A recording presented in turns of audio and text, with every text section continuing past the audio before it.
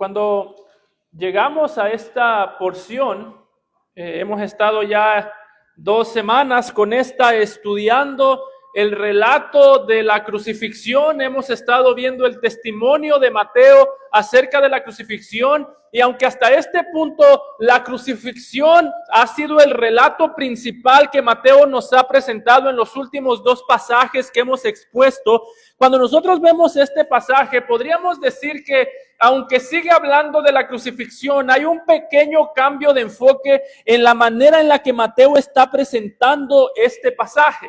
Es decir, hasta este punto, si usted compara lo que leímos la semana pasada y lo que vemos el día de hoy, Mateo nos ha dado una narrativa o nos ha narrado algunos aspectos de cómo el Señor Jesús estaba siendo llevado al Calvario, de quiénes estaban con Jesús cuando murió, quiénes eran las personas que lo llevaron o le ayudaron a cargar la cruz. Podría decirse que para este punto nos ha dado una narrativa con algunos detalles acerca de la crucifixión, mientras que para este punto el texto de aquí en adelante nos quiere enfatizar más que la narrativa, el significado de la crucifixión.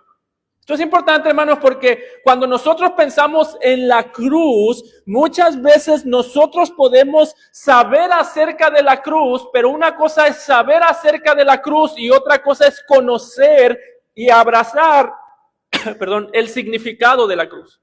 Cuando nosotros vemos el problema de los judíos que rodeaban a Jesús en aquel tiempo, piénselo de esta manera: el problema de los judíos no era que no sabían que la cruz había sucedido. Ellos estaban viendo a Jesús crucificado.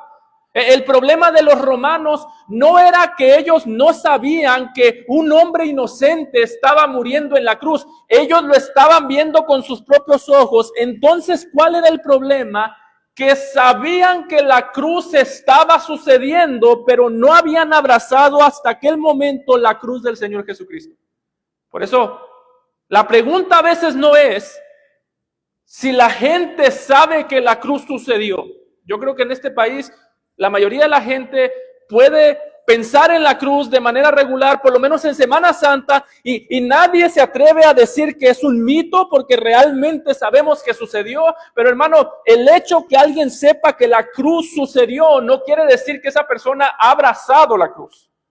Por eso es que Mateo nos está presentando un significado de cómo, de cuál es el significado de aquella cruz y cuáles son no solamente la información que tú tienes que aceptar, sino el conocimiento que te tiene que transformar. Alguien puede aceptar la cruz sin ser transformado por la cruz. Hay muchos ateos, un ateo es alguien que no cree en Dios, que dicen, sí, Jesús fue crucificado. Eso no quiere decir que son convertidos. Peor aún, hay muchos cristianos que pueden decir, sí, Jesús fue crucificado. Eso no quiere decir que están honrando la cruz con sus vidas. De hecho, hermano, piensa tú si alguna vez o si el día de hoy estás batallando con una necedad en tu vida. ¿Qué es una necedad? Una desobediencia, algo que tú sabes que debes hacer y no haces, algo que sabes que no debes hacer y sí haces. Piensa tú en alguna necedad y déjame decirte que todas las necedades que nosotros cometemos en la vida tienen una raíz teológica. El problema del hombre en un sentido es teológico. ¿Por qué? Porque el hombre vive para hacerse falsos dioses, vive para hacerse falsos salvadores, vive para escribir falsas leyes en el nombre de Dios. El problema del hombre es teológico porque vive dándole la espalda a su Dios, a su Creador. Así que piensa cualquier cosa con la que tú estés batallando y hermano, eso tiene una raíz en la falta de conocimiento o en la falta de entendimiento de lo que quiere decir o lo que significa la cruz del Señor Jesucristo. ¿No me creen? Jesús mismo lo dijo. Lucas 24, 25 y 26. Note cuando Jesús resucitó, una de las primeras cosas que hizo con los discípulos que iban en el camino a Emaús, estos discípulos que habían visto a Jesús morir, que habían sabido que Jesús murió, se habían enterado que Jesús murió en la cruz del Calvario, pero que no habían entendido la cruz. Note cómo les dijo el Señor Jesucristo en Lucas 24, 25 y 26. Nos dice que después de que les dijo, Jesús murió, Jesús fue crucificado, pensamos que era el Mesías y parece que nos equivocamos. Wow, tanta información correcta, pero les faltó una parte. No sabían que el Mesías iba a salvar por medio de la cruz. ¿Y cómo le respondió Jesús? Dice que entonces Jesús les dijo: oh insensatos y tardos de corazón para creer todo lo que los profetas han dicho, ¿no era necesario que el Cristo padeciera estas cosas y que entrara en su gloria? ¿Sabe qué les está diciendo el Señor Jesucristo? Su problema no es que no se enteraron de la cruz, su problema es que se enteraron de la cruz, pero no entendieron la cruz. Esa es la raíz de la insensatez. Jesús no les dice de descuidados. Ustedes son unos distraídos. No, les dice insensatos. Tardos de corazón. No les dice desinformados. Oh, desinformados, ustedes no tenían la información completa. No, dice, ustedes tenían la información completa. Tenían a los profetas, tenían la palabra de Dios. Sabían que el Mesías tenía que morir. Las escrituras anunciaban la muerte del Mesías, pero ustedes son insensatos porque tienen la verdad y pecan sobre la verdad. Conocen la verdad en sus mentes y pecan sobre la verdad porque la tienen en sus mentes, pero no la han creído en el corazón. Hermano, esa es la insensatez. Eso es insensatez. Déjeme decírselo de esta manera, tu problema de pecado no es que estás desinformado. Es que tienes la información correcta y el corazón incorrecto. Es que tienes la palabra de luz y te gusta vivir en la oscuridad. Por eso es que mientras vamos explicando este pasaje, piensa tú, hermano, en tu pecado no como algo que haces por causa de la desinformación, sino como algo que haces retando la verdad. En última instancia, todo pecado es una guerra contra Dios. El que roba está en guerra contra Dios. Pero no le robó nada a Dios. De Jehová es el mundo, plenitud, todos los que en él habitan. No puedes robar sin robarle al Señor. El que miente, pero no le mintió a Dios. El Dios de verdad no acepta la mentira y no tiene por inocente al culpable. Si Él es la verdad, la vida, entonces Él odia la mentira y toda mentira es contra la verdad y Él es la verdad. El que mata, Él es la vida. El que mata al hombre atienta contra Dios. Al no poder matar a Dios, mata a alguien a la imagen de Dios. No hay ningún pecado, hermano, que no estés cometiendo o que yo no haya cometido que no sea guerra contra Dios. Por eso Jesús dice, insensatos, tardos de corazón. Así que mientras vamos explicando esto, pídele al Señor, Señor, quítame lo tardo de corazón. Porque hermano, yo no te voy a comunicar nada nuevo el día de hoy. Todo lo que yo te voy a comunicar el día de hoy, tú ya lo sabes. Es que el problema no es la falta de conocimiento de la verdad, el problema es la falta de amor por la verdad. Tú ya lo sabes, pero no lo amas. Yo ya lo sé, pero no lo amo, por lo menos no como debiera. Así que la cruz desnuda el alma porque nos muestra la realidad de nuestro pecado, pero escúchame, la cruz desnuda el alma y la cruz cubre el alma. Así que yo no espero que salgas de aquí dándote palo, pero tampoco espero que salgas de aquí acariciado. Vamos a ver qué tipo de pecado llevó el Señor Jesucristo sobre sus hombros hace 2000 años. Y por eso lo vamos a ver en tres partes. Vamos a ver de los versículos 45 al 46, el Salvador abandonado hasta la muerte. De los versículos 47 hasta el versículo 53, vamos a ver el Salvador acercando al pecador a Dios mediante la muerte. Y de los versículos 54 y 55 vamos a ver la respuesta correcta ante el Rey que murió en la cruz. Vamos a ver ¿Qué cargó Jesús en sus hombros? ¿Y cómo respondemos nosotros hasta aquello? Y note que desde el principio del texto, más que estarnos diciendo lo que las personas le estaban haciendo a Jesús o el dolor que él sentía mientras estaba colgado en la cruz desangrándose, para este punto Jesús ya estaba en la cruz desangrándose con los clavos en sus brazos, en sus manos, con los clavos en sus pies.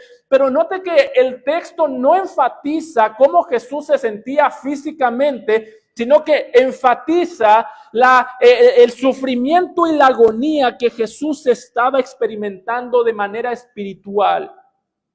Porque otra vez, nuestro problema no es físico, nuestro problema es espiritual. Y la razón por la que nos dice en el versículo 45 que desde la hora sexta hubo tinieblas sobre toda la tierra hasta la hora novena, es porque quiere que nosotros a través de esas tinieblas veamos no solamente que Él llevó el pecado, sino que Él o la manera en la que Él fue cargado y abandonado por nuestros pecados. Estas tinieblas no están ahí para decirnos que se hizo de noche de pronto, no están ahí para decirnos que hubo un eclipse. De hecho, hay gente que ha dicho, aquí Mateo está diciendo que cuando Jesús estaba en la cruz hubo un eclipse. No, el tiempo de la Pascua era un tiempo de luna llena, no era un tiempo de eclipses.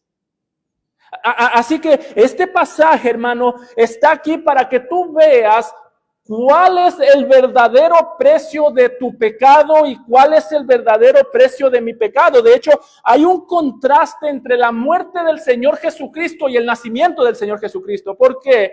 Porque si usted va a lugares como Lucas capítulo 2, versículo 9, algo que se nos dice es que cuando el Señor Jesucristo iba a nacer o cuando nació el Señor Jesucristo, en medio de la noche, la gloria de Dios resplandeció y alumbró la noche para anunciar la muerte, para anunciar el nacimiento.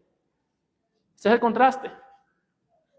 En medio de la noche, la gloria de Dios alumbró para anunciar el nacimiento de Jesús. Cuando Jesús murió en medio del día, la noche cubrió el mundo. ¿Por qué? Porque el mismo que trajo la luz al mundo es el mismo que está sacando las tinieblas del mundo. ¿Usted se acuerda cómo en el principio Dios dice que Dios separó la luz de las tinieblas? En el principio creó Dios los cielos y la tierra. Y dice que en el principio creó Dios la luz y vio que esto era bueno y separó las tinieblas de la luz. Bueno, es exactamente la misma imagen que nos está dando Mateo. Dios está separando la luz de las tinieblas porque el mismo Dios que formó su creación por medio de la palabra, cuando separó la luz de las tinieblas, por medio de la palabra encarnada, nuevamente está separando la luz de las tinieblas. Pero hermano, piénsalo de esta manera. Este pasaje nos muestra, utiliza las palabras humanas lo mejor que puede para mostrarnos algo que humanamente es incomprensible. Humanamente es incomprensible, pero estas palabras de oscuridad, de tinieblas por 3 horas, nos muestran cuál es la realidad de nuestro pecado. Es interesante que como pecadores nosotros disfrutamos del pecado en las tinieblas. Como Salvador, Jesús sufrió las tinieblas sin haber pecado. Y antes de continuar aquí, hermano, debes pensar de tu pecado de esta manera. No sé si tú sabías, pero todos los que estamos aquí vivimos constantemente bajo ofertas que el pecado nos hace.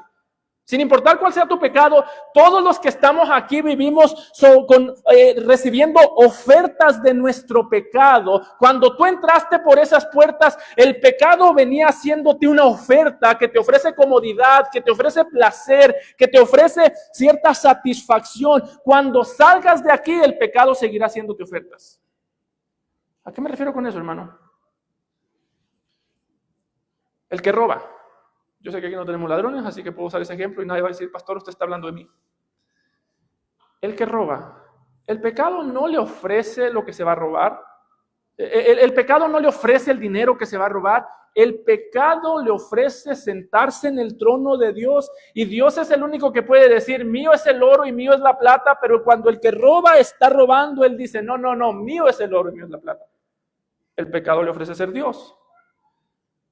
Cualquier cosa con la que tú viniste, entraste aquí y el pecado te está haciendo ofertas. Cuando salgas de aquí, el pecado te seguirá haciendo ofertas. Y lo que este pasaje nos muestra con Jesús colgado en una cruz bajo tinieblas, hermano, es que la lucha contra el pecado no comienza cuando tú piensas lo destructivo que es el pecado en tu vida. ¿Sabes cuándo comienza la lucha contra el pecado? Aquí a veces hay una confusión que dice, no voy a pecar porque el pecado trae malas consecuencias. Hermano, eso es parte de. Y sí, las consecuencias del pecado son malas, pero ahí no empieza la lucha contra el pecado. Eso puede ayudarnos, pero la raíz de la lucha contra el pecado comienza no cuando tú sabes que tu pecado te va a traer malas consecuencias, sino cuando tú piensas en las consecuencias que tu pecado le trajo al Señor Jesucristo. Las consecuencias por tu pecado ya alguien las sufrió, hermano. Eso debería de hacerte ver qué tan grave es tu pecado. Las consecuencias de tu pecado las sufrió otro. Eso debería hacerte más agradecido con ese otro lo suficiente para alejarte del pecado, y eso debería hacerte ver lo terrible que es tu pecado, que aún desde antes que tú lo cometieras, Dios ya había decidido odiarlo, Dios ya lo había condenado, Dios ya había mostrado lo repugnante que le era tu pecado a Él en la cruz. Así que el hecho, si alguna vez tú te preguntas, ¿por qué el pecado mío el día de hoy, 10 de mayo, por qué mi pecado el día de hoy es tan malo, hermano? Es tan malo que desde antes que tú cometieras ese pecado, Dios ya lo odiaba. Desde antes que tú lo cometieras, Dios ya decidió que alguien tenía que morir por el pecado que tú ibas a cometer y que yo iba a cometer. Por eso yo creo que debemos aprender a ver nuestro pecado a la luz, no solamente a la luz de la condenación que nos puede traer, a la luz de los problemas que nos puede traer, sino a la luz de la condenación que ese pecado le trajo al Hijo de Dios. Piénselo de esta manera. ¿No es alguna vez usted iba a comer a un restaurante algo caro? Bueno, si no le va muy bien en el trabajo, cualquier restaurante es caro. Pero cuando usted va a un restaurante, ¿qué es lo primero que ve? Dependiendo del tipo de dinero que usted tenga. Cuando yo voy a un restaurante, yo primero veo los precios y cuando identifico un precio que puedo pagar, después me fijo qué me ofrece. Primero veo el precio, después veo qué ofrece el restaurante. Bueno, así deberíamos tratar con el pecado. Con el pecado que te está aconsejando hoy, cuando entraste, con el pecado que te va a aconsejar hoy cuando salgas, deberías ver primero el precio y después pensar si ese pecado vale lo que cuesta. Deberías primero ver no cuánto te cuesta a ti, sino cuánto le costó al Señor Jesucristo, y después renunciar a lo que el pecado ofrece. Hermano, el ejemplo que te acabo de dar nos dice que muchas veces nosotros valoramos más el dinero que traemos en la bolsa que el Salvador que murió por nosotros en la cruz del Calvario. Porque no estamos dispuestos a malgastar dinero.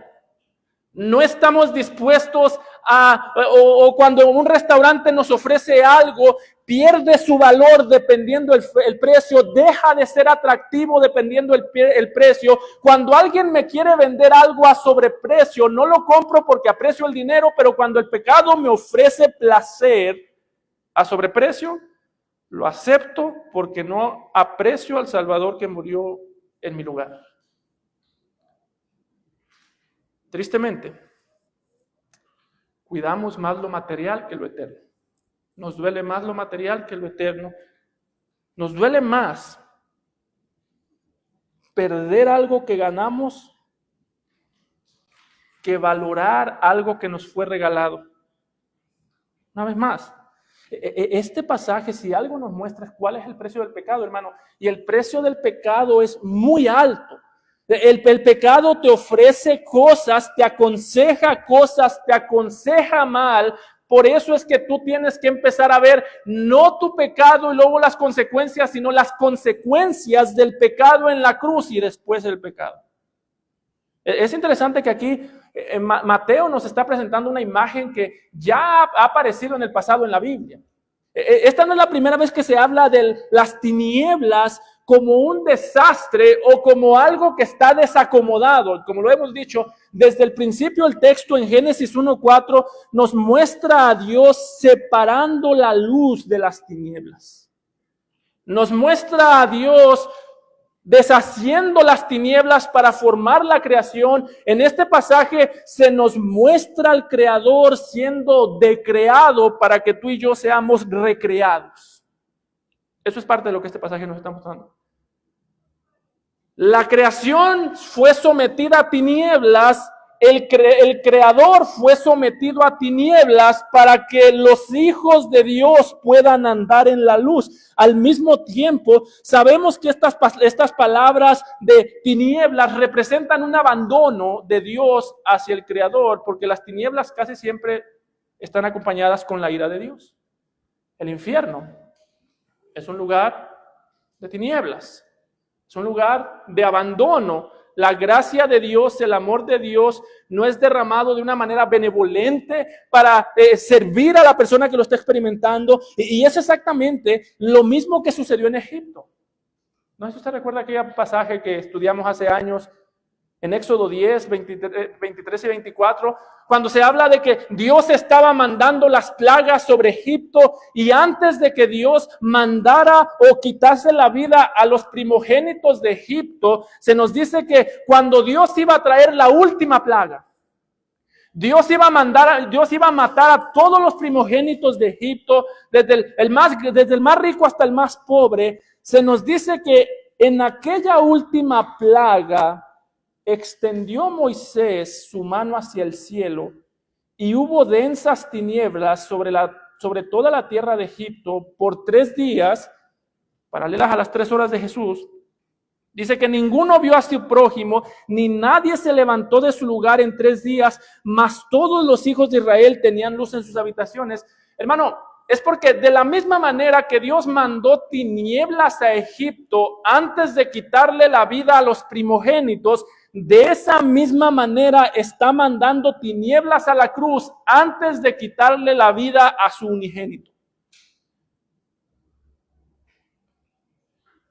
Jesús está tomando el lugar y está siendo tratado exactamente como fueron tratados los hijos de los egipcios. Hermano, ¿sabes tú por qué Jesús está siendo tratado como un egipcio? Porque tus deseos y mis deseos eran los mismos que el de los egipcios. A veces cuando uno ve a la historia de los egipcios dice, ¿cómo podían estos egipcios ser tan burros?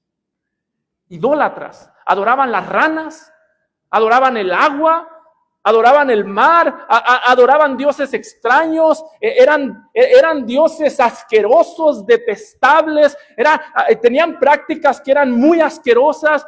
Y Jesús diría, tú no eres muy diferente.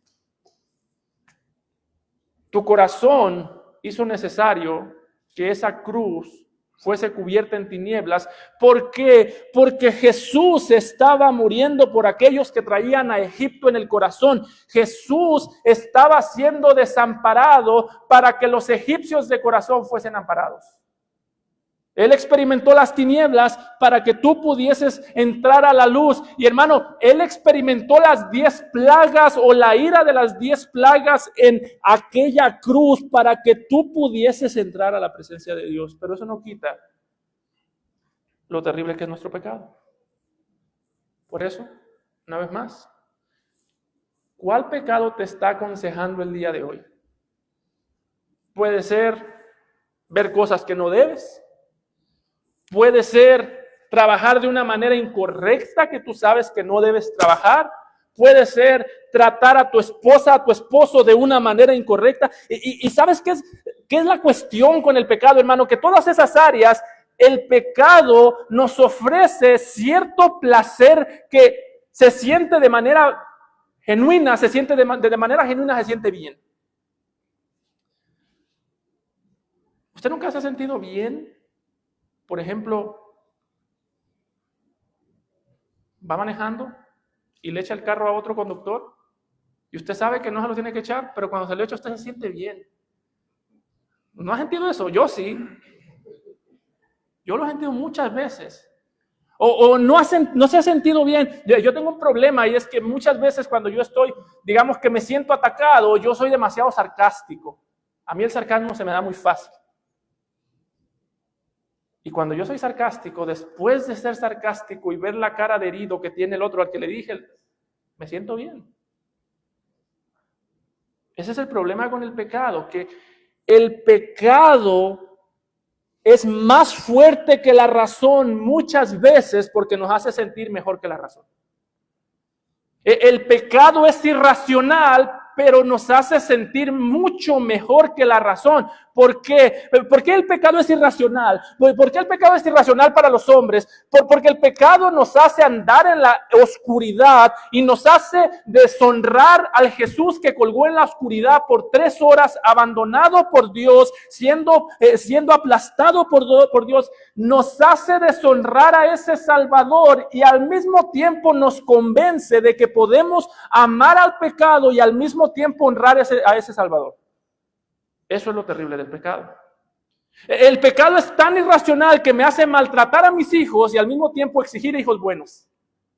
Me hace descuidar a mis hijos y al mismo tiempo que descuido a mis hijos, exijo hijos buenos. Pastor, yo no entiendo por qué tengo hijos tan malos. No entiendo por qué mis hijos viven amando el pecado, pastor. Así de irracional es el pecado. Te hace sentir bien y te hace pensar o te hace distorsionar la realidad en la que vives. Por eso es que no hay nada más duro y no hay nada más difícil que hablar cosas, algo tan sencillo o hablar cosas de fácil entendimiento. No hay nada más difícil que usar el sentido común con alguien que está siendo seducido por el pecado. No hay nada más difícil. Hermano, el pecado te va a hacer sentir bien mientras pisoteas la cruz del Señor Jesucristo. La cruz del Señor Jesucristo te va a traer gozo si pones tus ojos en ella, si te dedicas a reconocer lo que Él sufrió, te dedicas a reconocer su abandono. Ese pecado o esa cruz te va a ayudar a pisotear el pecado mientras caminas con gozo. Yo sé que con esto soy muy repetitivo, hermano, pero una de las realidades más increíbles del Evangelio es que el Evangelio me permite reírme por aquellas cosas que el mundo llora. Muchas veces decimos, vivir como Jesús se siente un poquito tonto. Bendice a los que te maldicen. No. ¿Cómo voy a bendecir a los que me maldicen? Hermano, la cruz hace que tú disfrutes bendecir a los que te maldicen.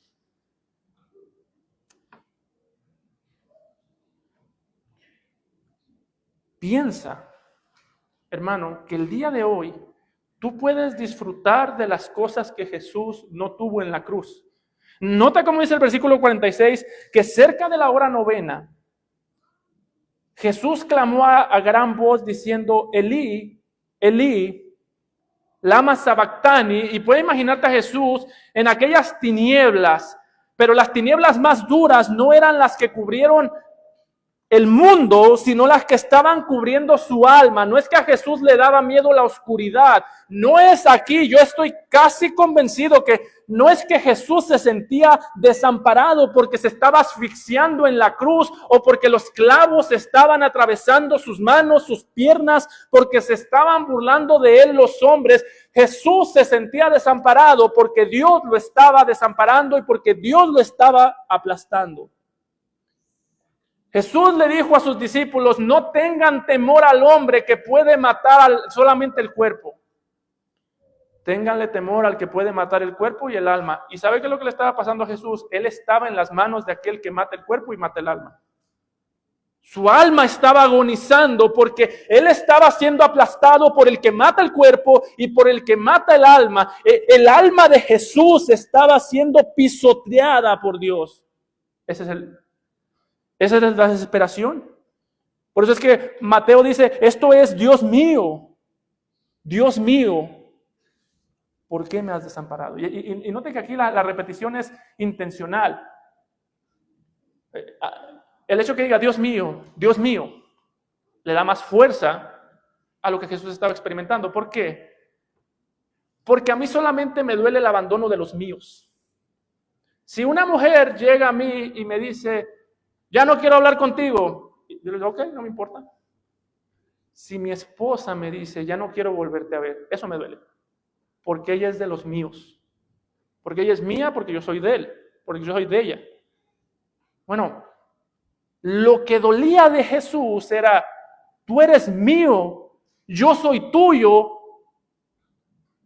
y tú me estás abandonando. El abandono solo duele cuando te abandona a alguien a quien le perteneces o a alguien que te pertenece, y eso es lo que Jesús está experimentando. Tú eres mi Dios, pero te estás comportando como si yo fuese un rebelde. Tú eres mi Dios, pero te estás comportando como si yo fuese el peor de los pecadores. Eres mi Dios y tú sabes que yo te amo, pero me estás tratando como si yo te hubiese odiado toda la vida.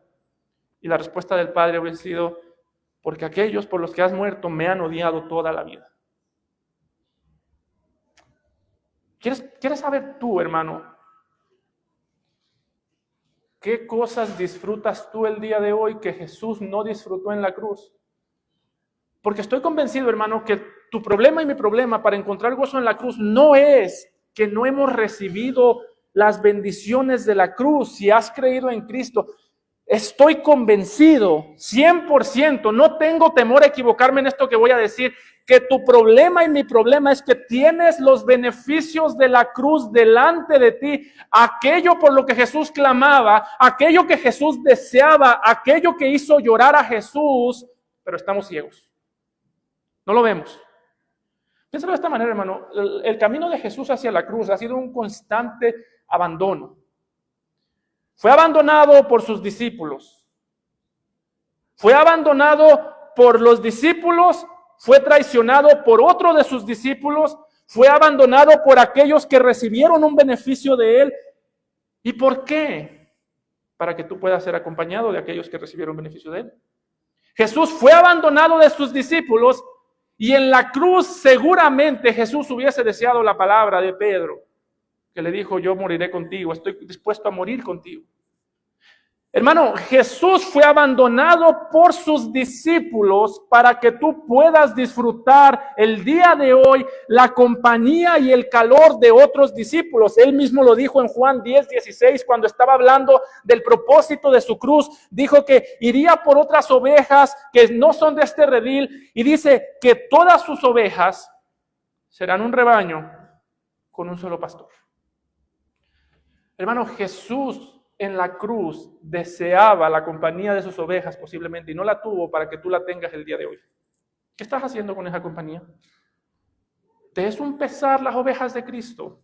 Aquellas ovejas que Jesús hubiese deseado escuchar, aquellas ovejas que humanamente hablando Jesús hubiese deseado ver. Hermano, las ovejas en las que Jesús se deleita a ti te son una carga. Te son un fastidio, te son un estorbo, las debilidades por las que Jesús gozosamente murió en la cruz del Calvario, a ti te son una carga. Pastor, es que la gente es difícil. Sí lo es. El pecado de la gente es grande, pastor. Bueno, sí lo es. Pero donde abundó el pecado, sobreabundó la gracia.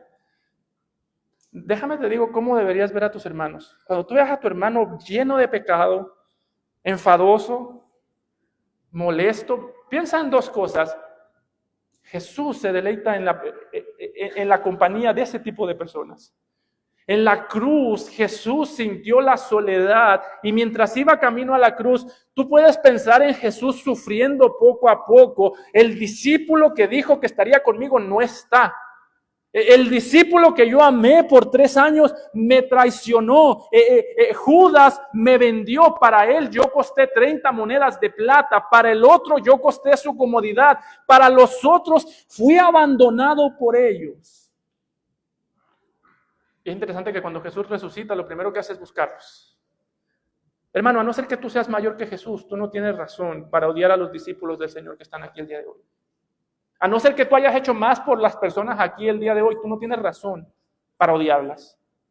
Y a no ser que esos discípulos te hayan ofendido a ti más de lo que ofendieron a Cristo, tú no tienes razón para odiarlos. Déjame te digo, ¿cómo deberíamos ver a nuestros hermanos en este lugar? Cuando tú veas a tu hermano lleno de pecado, que tu oración no sea, Señor, ayúdame a aguantarlo. Señor, dame paciencia porque si me das fuerza lo mato. Hermano, no. Yo creo que deberíamos decir, Señor, ayúdame a estar convencido que hay más gracia en Cristo que pecado en mi hermano.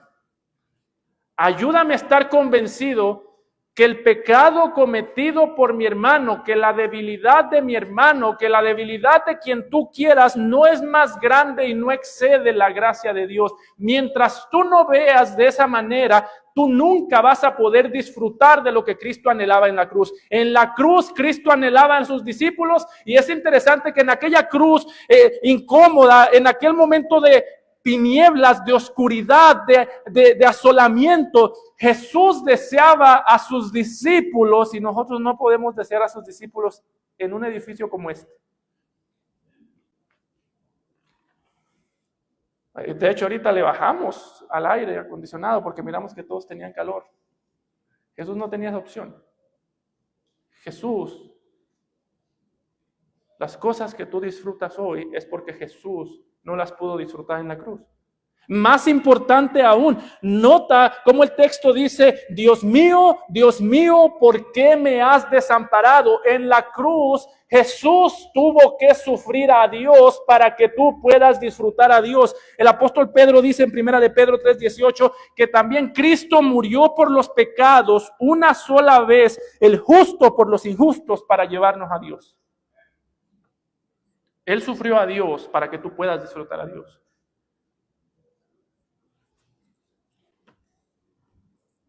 ¿Qué otra cosa necesitamos nosotros? ¿Por qué el pecado toma tanta fuerza en nosotros cuando tenemos acceso a Dios?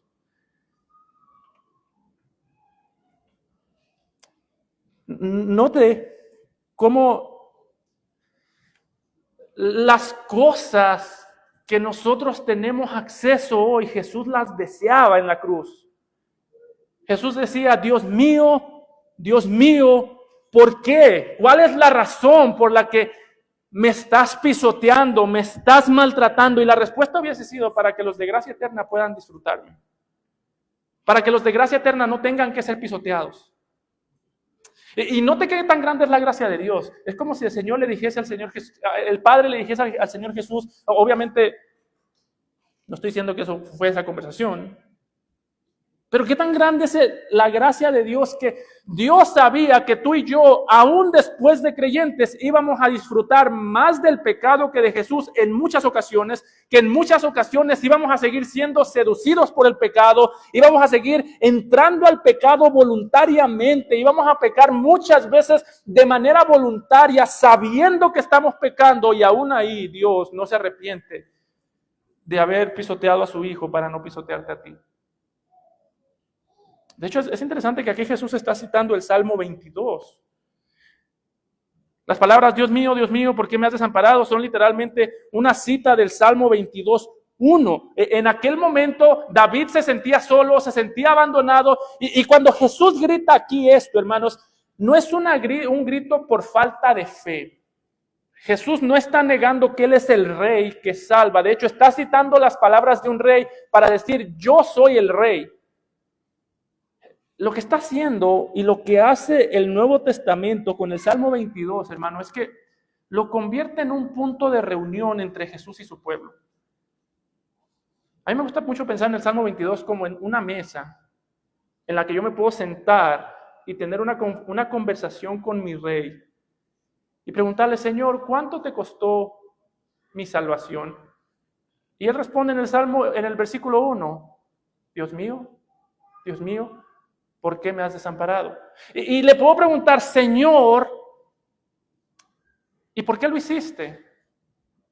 ¿Por qué sufrir el desamparo de Dios por pecadores como nosotros. Y él podría responder con Salmo 22:22, porque anunciaré tu nombre, le dice al Padre. Este es Jesús hablando al Padre. Anunciaré tu nombre a mis hermanos, en medio de la congregación te alabaré. Es como si Jesús dijese, yo fui abandonado por el Padre en la cruz para poder alabar en medio de la congregación junto contigo.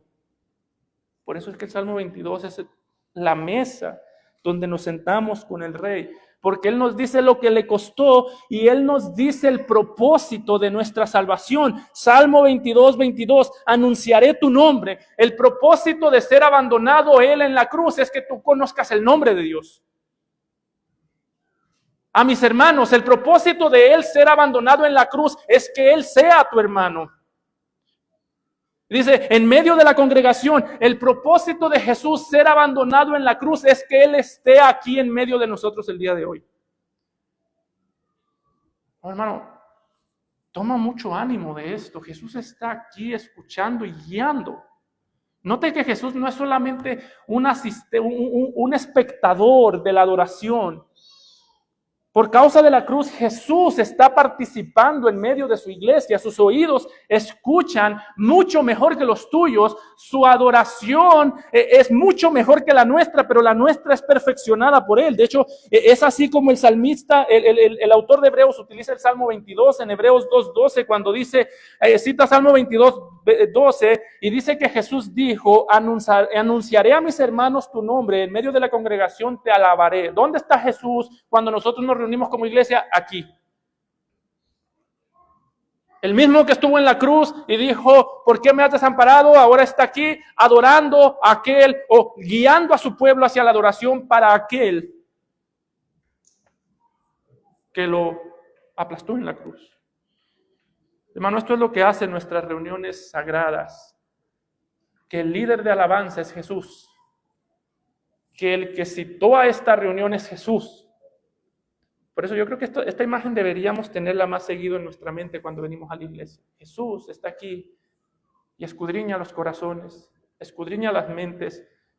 Él sabe tu desánimo y Él quiere guiarte a adorar en medio del desánimo. Él conoce tu pecado y Él quiere sacarte del pecado para que puedas adorar. Él conoce todo y Él está aquí, hermano. Esto es lo que hace que nuestra reunión sea sobrenatural el día de hoy, que el mismo que estuvo colgado en tinieblas en aquella cruz, el día de hoy está mostrando su luz en medio de su congregación. Gloria a Dios.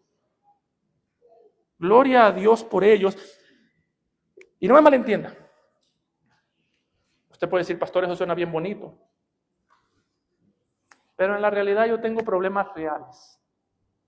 Estoy triste, estoy dudando siquiera de que esto valga la pena. Sí, hermano, pero la cruz también fue real. Y de hecho fue un problema más grande que los tuyos y que los míos. Entonces, ¿cuál es nuestro gozo al estar aquí? Eso nos lleva al segundo punto. Yo sé que el primero fue largo, pero téngame paciencia. Recuerde que Jesús está aquí y si usted no me tiene paciencia, se va a dar cuenta.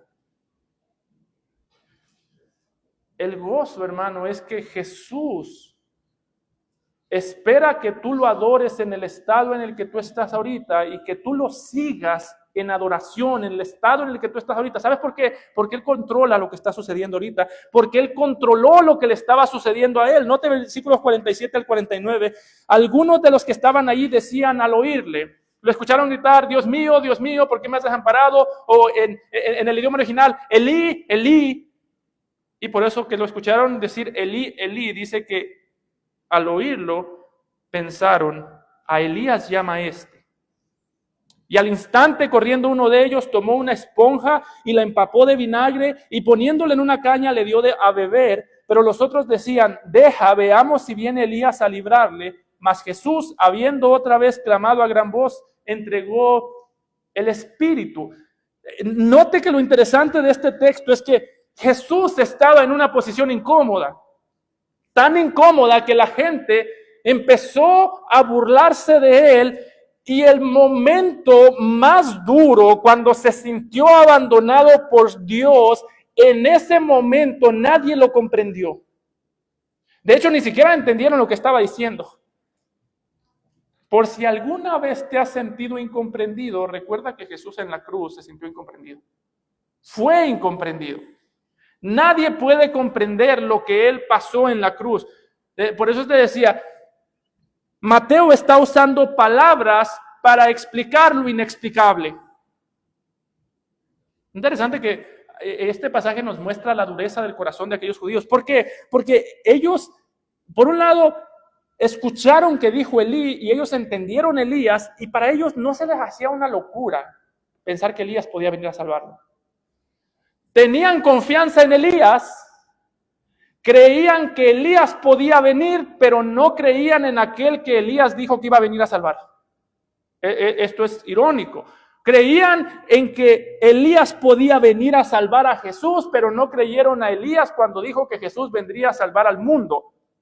Ya Jesús lo había dicho antes en Mateo 17:12, mas os digo que Elías ya vino y no le conocieron, sino que hicieron con él todo lo que quisieran, así también el Hijo del Hombre padecerá de ellos. Es lo que está sucediendo en este pasaje.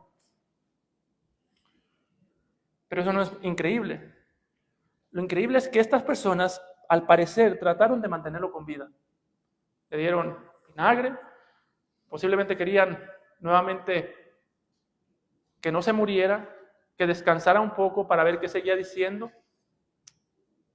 ¿Y sabes qué es lo increíble? Que cuando ellos trataron de mantenerlo con vida, nos dice el versículo 50, que Jesús, habiendo otra vez clamado a gran voz, entregó el Espíritu. Hermano, Jesús estaba controlando el momento exacto en el que se iba a morir. De hecho, el apóstol Juan es mucho más gráfico que Mateo en Juan 19:30, cuando dice que cuando Jesús hubo tomado el vinagre, dijo, consumado es, y habiendo inclinado la cabeza, entregó el Espíritu. Una manera un poquito extraña de morirse, ¿no cree?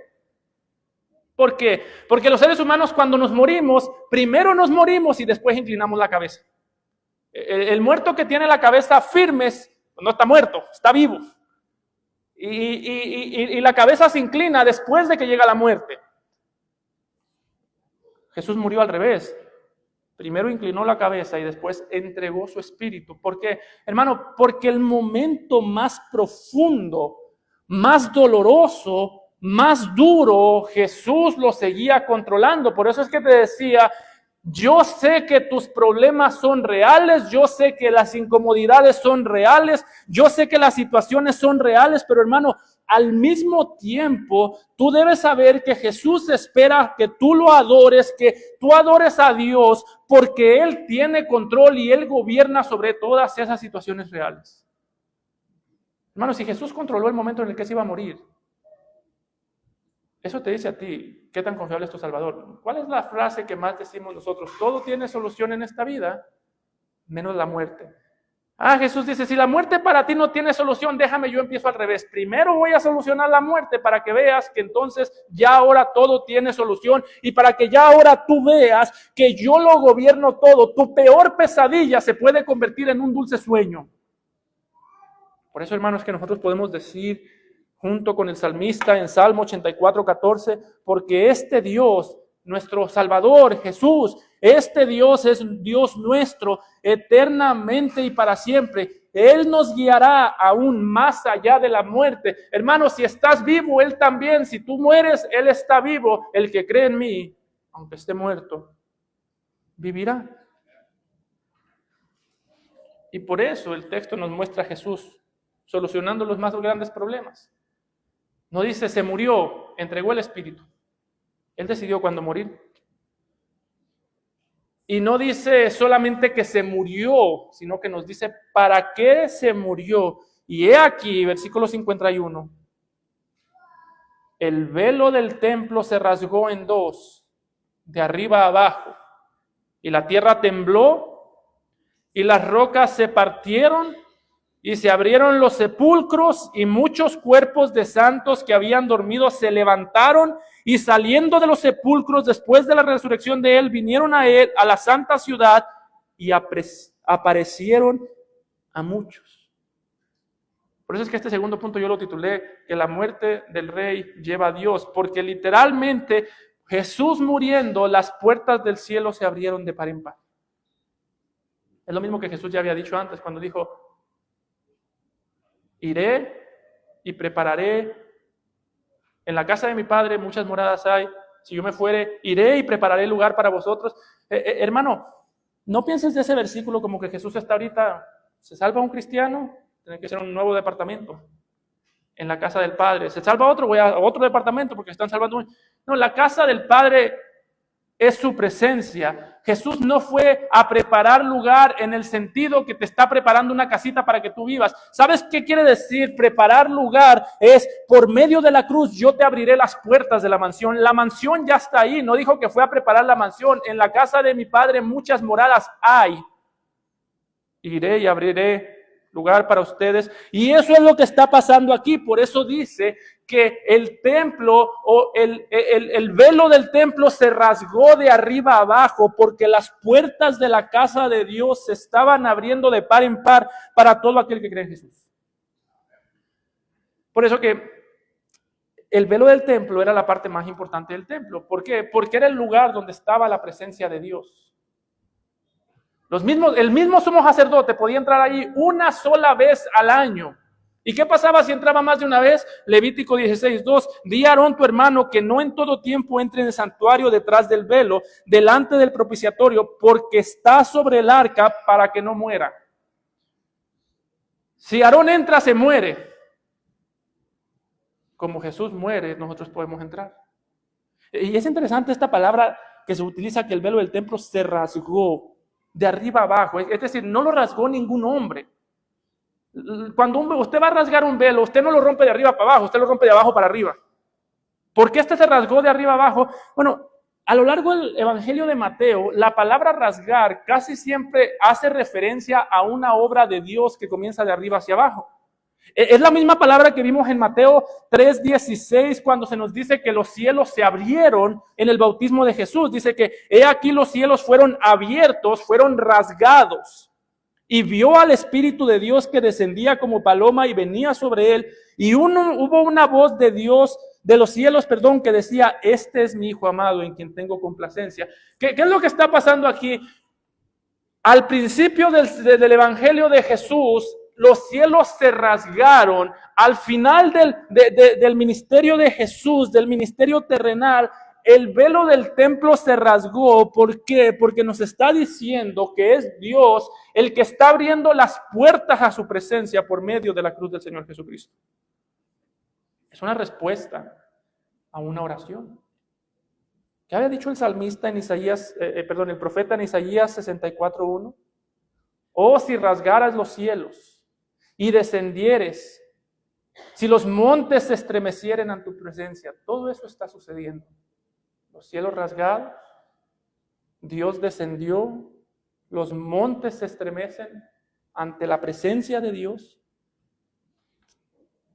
Hermano, que no sea posible que la muerte de Jesús hizo estremecer al mundo, pero no te haga estremecer a ti. Que eso no sea posible. Que no sea posible que la muerte de Jesús hizo estremecer a la tierra, pero permanezca tu corazón endurecido en el pecado o mi corazón. Que no sea posible que la tierra tiene más reverencia hacia su creador que tú que has recibido salvación. Que no sea posible que la tierra respondió en caos cuando miró a su creador bajo tinieblas, pero tú y yo permanezcamos igual. Que no sea posible que la tierra tembló, pero tú y yo permanecemos igual cuando tenemos acceso a la presencia de Dios. Note el caos que se armó.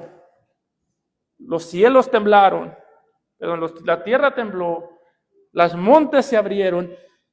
Pero ¿sabe qué es lo más increíble? No es solamente que las piedras de la creación temblaron. ¿Sabe qué es lo más increíble?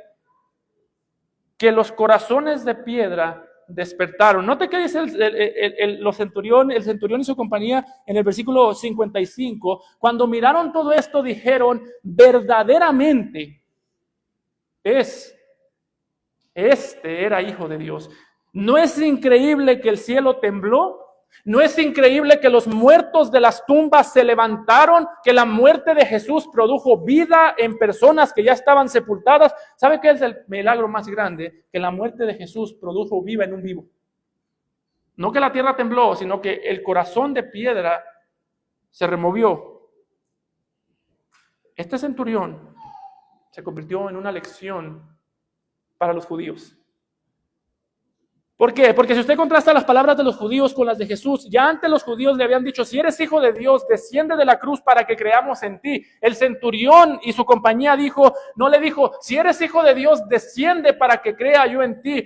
Él dijo, mientras estaba en la cruz, sus palabras no fueron desciende para que yo crea, fueron: el que está en la cruz es el verdadero hijo de Dios. Y hermano, que un soldado romano le dijese hijo de Dios a alguien era una pena de muerte segura. Porque el único hijo de Dios para los romanos era el César, era el gobernante. Este hombre miró a Jesús en debilidad y en medio de la debilidad reconoció su poder. Este hombre estaba acostumbrado a experimentar poder. Él había visto el poder de Roma, había visto el poder de las legiones, de César, y siempre se veía con pompa, glorioso, grande. Cuando el Salvador se vio pequeño, él lo vio grande. Porque en aquel momento, creo yo, que estaba entendiendo lo mismo que entendió Pedro. Tú eres el Cristo, el Hijo del Dios viviente. Esto no te lo reveló ni carne ni sangre, sino mi Padre que está en los cielos. El momento más glorioso era un momento de más debilidad. Los discípulos no estaban. El único que lo reconoce a Jesús es un pagano con sus paganos de compañeros. Y dice que estaban ahí muchas mujeres mirando de lejos, las cuales habían seguido a Jesús desde Galilea, sirviéndole, entre los cuales estaban María Magdalena, María la madre de Jacobo y de José y la madre de los hijos de Zebedeo. Feliz día a las madres, hermano. Ahí está mi aporte. Para que luego no digan que uno no las quiere. Un sermón para el día de la madre.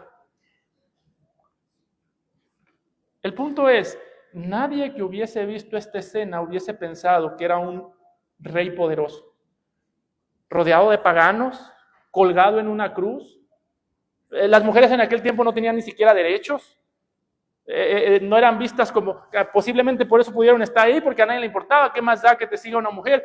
Que te siga una mujer a que no te siga nadie, lo mismo. No estoy diciendo que eso es así, estoy diciendo así se veían en Roma. Pero hermano, note que estas mujeres habían seguido a Jesús desde Galilea, sirviéndole hasta la cruz. ¿Qué hicieron?